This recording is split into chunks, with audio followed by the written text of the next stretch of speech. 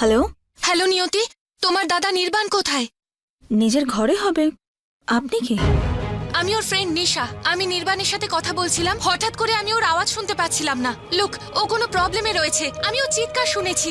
ও বলার চেষ্টা করছিল, কিন্তু আমার মনে হচ্ছিল ও দম আটকে আসছিল। হোয়াট? তুমি সময় নষ্ট করো না, তাড়াতাড়ি দেখো ও কোথায় আছে। ওকে ওকে ওকে, আমি দেখছি। আবার কি হলো রে? তুই আমার সঙ্গে তাড়াতাড়ি চল। কোথায়?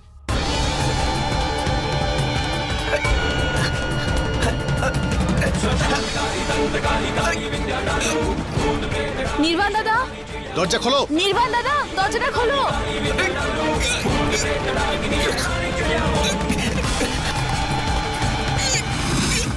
তুমি কি ভেতরে আছো? দরজা কেন খুলছে না? আরে তুমি দরজা খুলছো না কেন?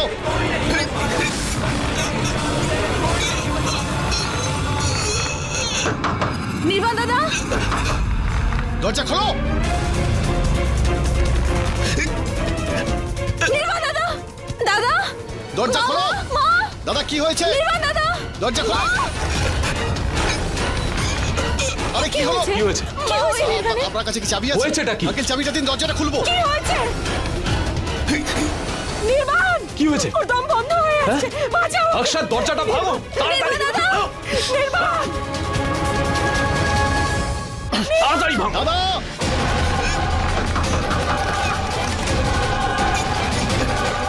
কেউ আমার ছেলেকে বাঁচাও, প্লিজ বাঁচাও। নির্বাণ,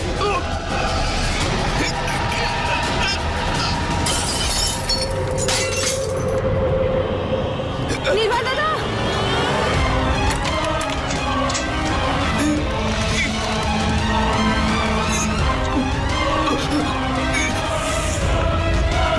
দাদা, এটা কি করে? দাদা,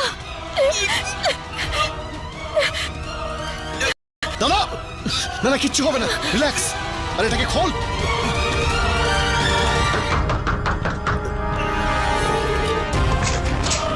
নির্বাণ! নির্বাণ, তোর কিচ্ছু হবে না বাবা, আমরা আছি তো। নির্বাণ!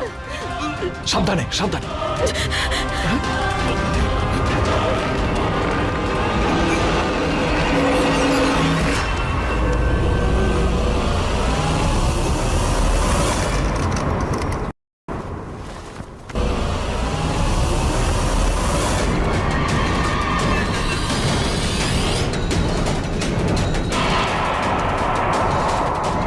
সাবধানে, সাবধানে। আরে কি করে হলো? কি হলো রে? অক্ষত, ছুরি নিয়ে এসো।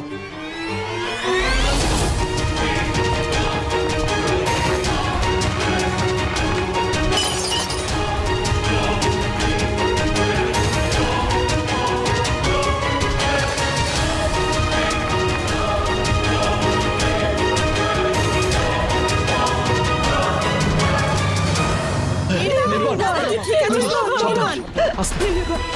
নির্বাণ, চোখ খোল। নির্বাণ, চোখ খোলো। দাদা, দাদা ওঠো। দাদা, উঠে পড় সোনা, উঠে পড়। ওঠ বাবা, তুই উঠে পড়। ও নিঃশ্বাস নিচ্ছে না কেন? দাদা, নির্বাণ,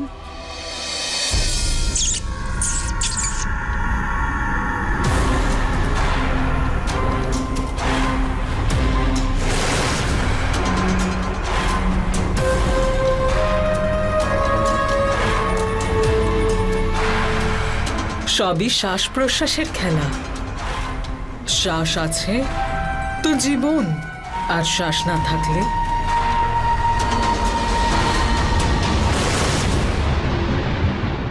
নির্বাণ দাদা ওঠো।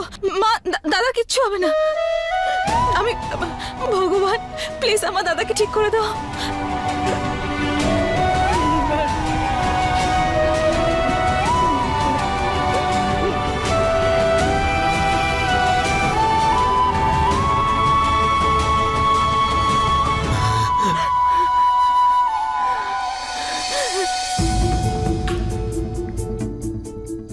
দাদা, নির্বাণ, নির্বাণ তুই ঠিক আছিস তো? কেউ ডক্টরকে ফোন করেছে? হ্যাঁ আঙ্কেল, আমি ডক্টরকে ফোন করে দিয়েছি, এক্ষুনি চলে আসবেন। ওঠাও ওঠাও ওকে। বেঁচে গেল। আমার তন্ত্রমন্ত্র বিফল হলো কি করে?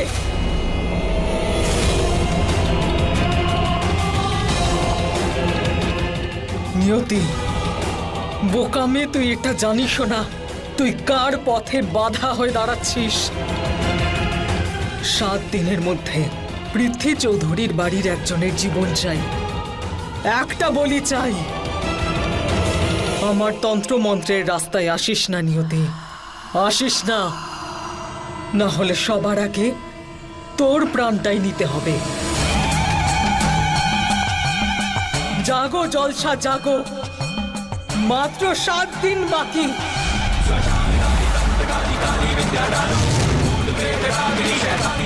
জাগো জলসা জাগো, ওই পার্টিতে যে যে আমাকে দেখেছে তাদের চোখ যে বন্ধ করতে হবে তোমায়।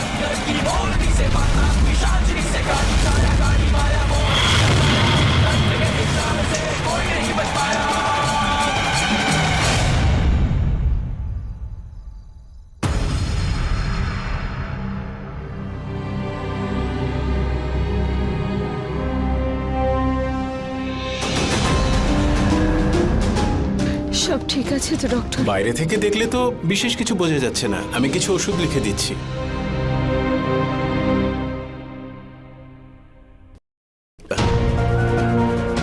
কিন্তু রিল্যাক্স, ভয় পাওয়ার কোনো দরকার নেই। হতে পারে টানাটানি করতে গিয়ে ঘাড়ের অস্থি কিছুটা ড্যামেজ হয়েছে। কালকে আপনারা হসপিটালে নিয়ে চলে আসুন, এক্সরে করে দেখার পরেই বোঝা যাবে কোথাও কিছু হয়েছে কিনা। আর একটা ব্যাপারে খুব খেয়াল রাখবেন, ওনার ঘাড়ে যেন কোনো চাপ না পড়ে। Thank you doctor.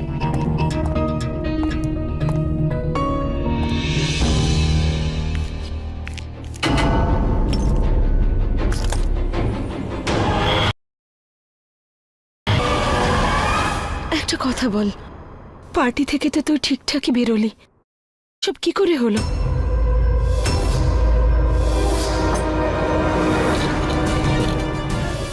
মা, আমার পাটা স্লিপ করে গিয়েছিল আর আমি ল্যান্ডফোনের উপরে গিয়ে পড়লাম আর ফোনের ওয়্যারটা আমার গলায় জড়িয়ে গেল। কিন্তু আমি এটা বুঝতে পারছি না যে ওই ফ্যানটা কি করে অন হলো।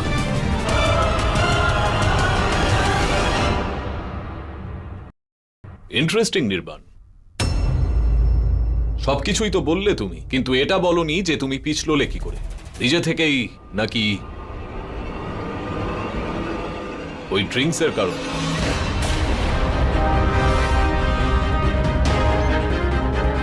এটাও বলে দাও সবাইকে যে তুমি এতটাই নেশা করেছিলে যে টেলিফোনের তারটা তুমি তোমার গলা থেকে খুলতেই পারছিলে না। কারণ এই যে নিষ্প্রাণ তারটা, এটা তো নিজে থেকে তোমার গলায় জড়িয়ে যাবে না। এইসব যা কিছু হয়েছে এখানে সব তোমার অসাবধানতার কারণে হয়েছে। বাবা, এত ঠান্ডায় নির্বাণ দাদা ফ্যান অন করে বসবেই বা কেন?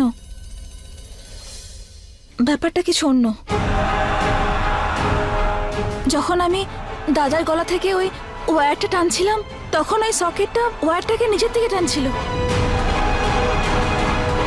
তার মানে হলো এই বাড়িতে মিথ্যে বলা হচ্ছে। এই বাড়িতে নিজের ভুলকে লুকোনো হচ্ছে। আমি দেখেছিলাম নিয়তিকে যখন নির্বাণের গলায় টেলিফোনের ওয়্যারটা চেপে বসছিল, তখন ও ওটাকে ছেড়ার বদলে ও দাঁড়িয়ে দাঁড়িয়ে সকেটটা দেখছিল। জানি না কি ভাবছিল। আমি বুঝতেই পারি না ওর মন কোথায় থাকে।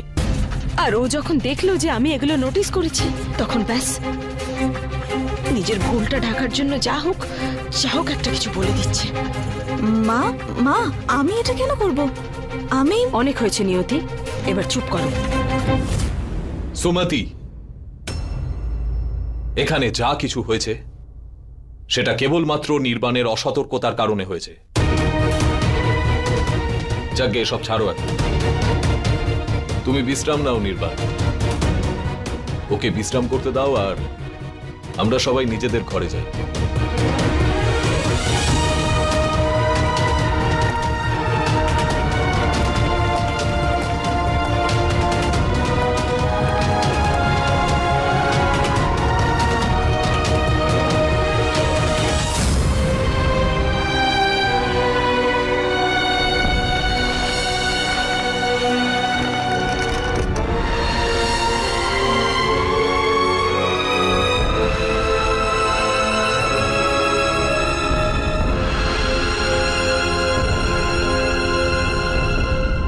তুই কি ভাবছিস নিয়তি?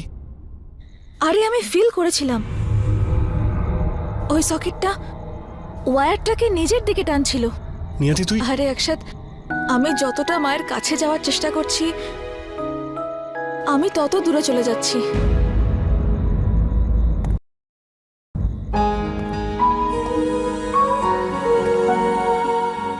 দেখ নিয়তি, আমি জানি যে তুই তোর দাদাকে খুবই ভালোবাসিস, এই জন্য তুই ওই মোমেন্টে ওরকম বলে দিয়েছিস। তোর চিন্তা করাটা খুবই স্বাভাবিক, তবে কয়েকদিন ধরে কিছু না কিছু তো হচ্ছে এখানে। প্রথমে ওই ওল্ড লেডি, তারপর কেটারিং ম্যানেজার। আচ্ছা শোন, ওই মেয়েটা কাঞ্চন, ও তো এখনো ফিরে এলো না। দেখ, আমি কোনো ফ্লার্ট করছি না, আমি আসলে ওকে নিয়ে খুব চিন্তায় আছি। আমি জানি যে তুই তোর দাদাকে নিয়ে খুবই টেনশনে আছিস, কিন্তু ও তো এখন ভালো আছে, আর ওকে দেখাশোনা করার জন্য এই বাড়িতে অনেক লোক রয়েছে। কিন্তু এই মেয়েটা,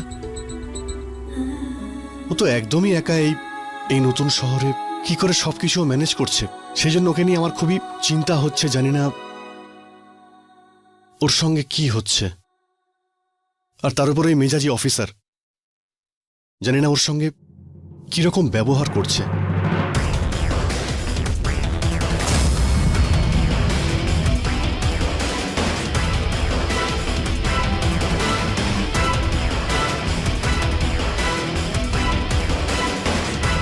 তুমি আজকেই দিল্লি থেকে দেরাদুন এলে, আর ওখান থেকে কয়েক ঘন্টাতেই মুসৌরি।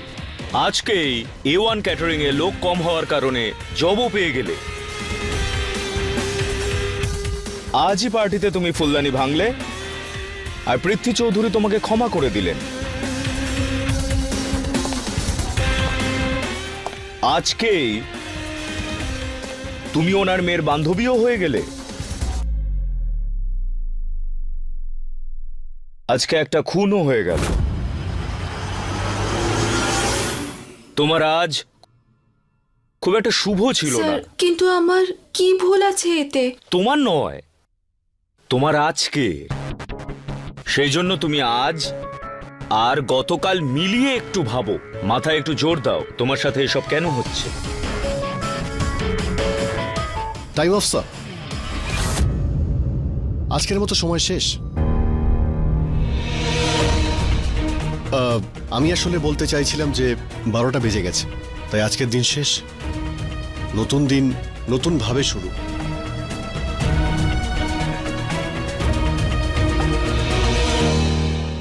এখানে কি করছো তোমরা? স্যার, আমরা আপনাকে এটা বলতে এসেছি যে মনে হচ্ছে আপনার ফোন সাইলেন্টে আছে, তার মধ্যে অনেকগুলো মিসড কলের সঙ্গে একটা মেসেজও রয়েছে। আপনি চেক করুন না প্লিজ।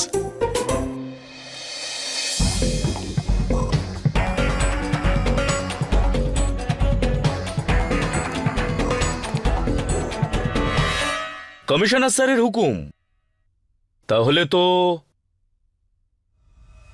আমি ছাড়ছি না।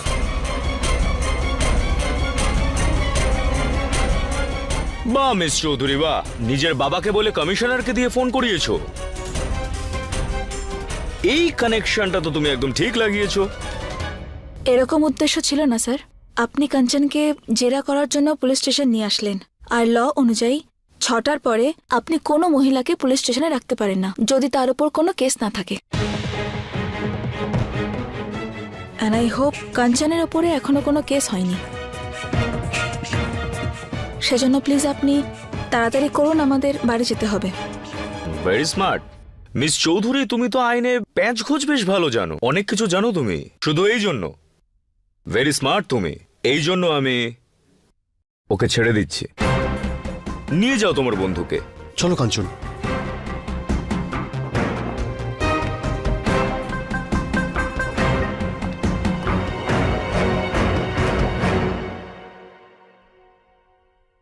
আমাকে আইন শেখাচ্ছে।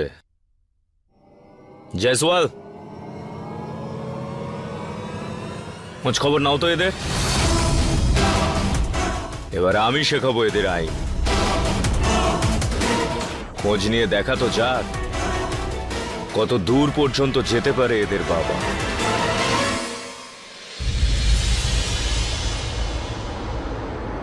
ব্যাস ব্যাস, এখানেই নামবো আমি। তুমি কি এখানেই থাকো নাকি? না, আর একটু সামনে থাকি। তো এখানে কি করবে? এখন তো অনেকটাই রাত হয়ে গেছে, তোমাকে বাড়িতে ড্রপ করে দিই। না, অ্যাকচুয়ালি অত দূর গাড়ি যায় না, ওই আর কি, তাই আমি এখানেই নেমে যাই। ঠিক আছে।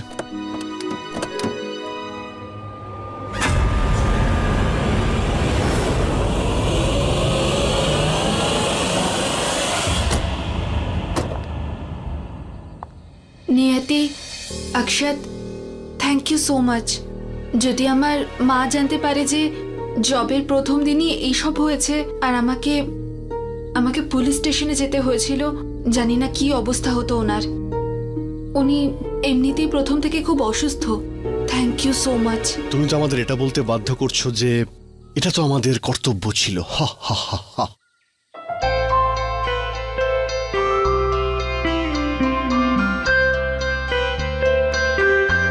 ঠিক আছে, আমি যাচ্ছি এবার। আরে আমরা তোমার সঙ্গে যাই না বাড়ি অবধি। তার দরকার নেই, এত দূর এসেছো, এটাই যথেষ্ট। Thank you so much.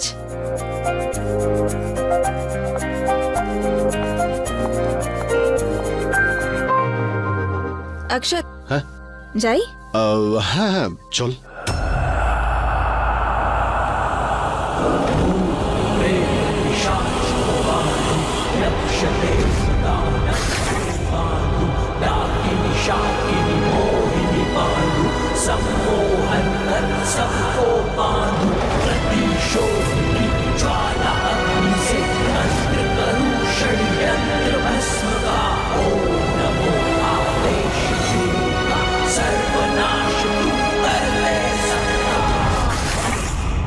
আরে, এ আবার ফিরে আসছে কেন? কি হলো, সব ঠিক আছে কাঞ্চন? আমার একটা কথা ছিল তোমাদের সাথে। বলো না। তোমাদের মনে আছে পার্টিতে যখন পুলিশ এসেছিল, তোমরা একজন মহিলা সম্পর্কে কথা বলছিলে না? শম্ভু আর মোহন দাদার চুরি অ্যাটেন্ড করার পর আমি আমাদের বাড়ির সামনে এক মহিলাকে দেখেছিলাম। উনি আমাদের বাড়ির দিকে তাকিয়েছিলেন আর কিছু বিড়বিড় করছিলেন। কবে? চুরির দ্বিতীয় দিন। আর কি কি দেখেছো? ওই রাতে আপনি বলেছিলেন কিছু দেখেছেন। আমি সামনেই কিছু দেখতে পাই না, তো দূরে কি করে দেখবো? এনার সাথে আরো কেউ ছিল? সেই জন্যই আন্টি ভয় পাচ্ছিলেন।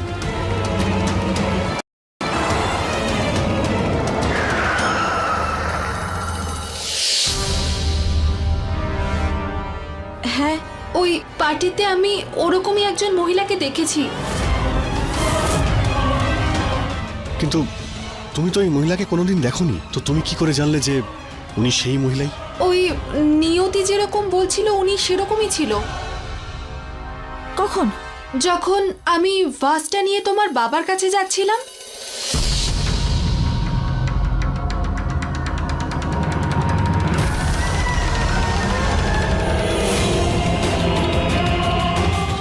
সরি। উনি একাই ছিলেন আর কিছু একটা লুকোতেও চাইছিলেন। আর লুকোতে লুকোতে উনি তোমাদের বাড়ির ভিতরেও ঢুকেছিলেন।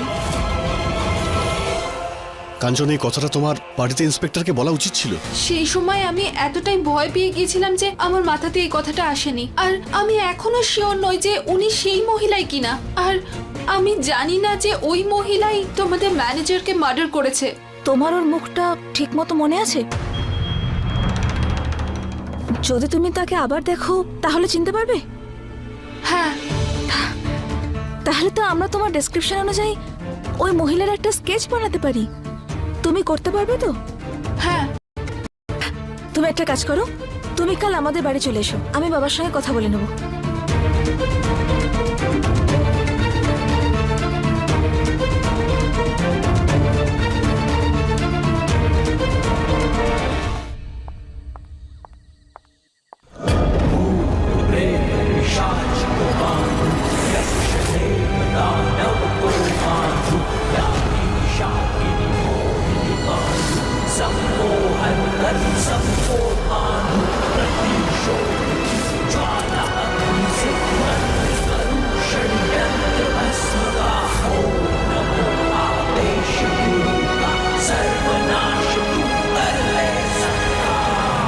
তো তুমি আমাকে চিনে ফেলবে, গোটা শহরে আমার পোস্টার লাগাবে, পুলিশের কাছে ধরিয়ে দেবে আমাকে, তাহলে তো আমার খেলা শুরু হওয়ার আগে শেষ হয়ে যাবে।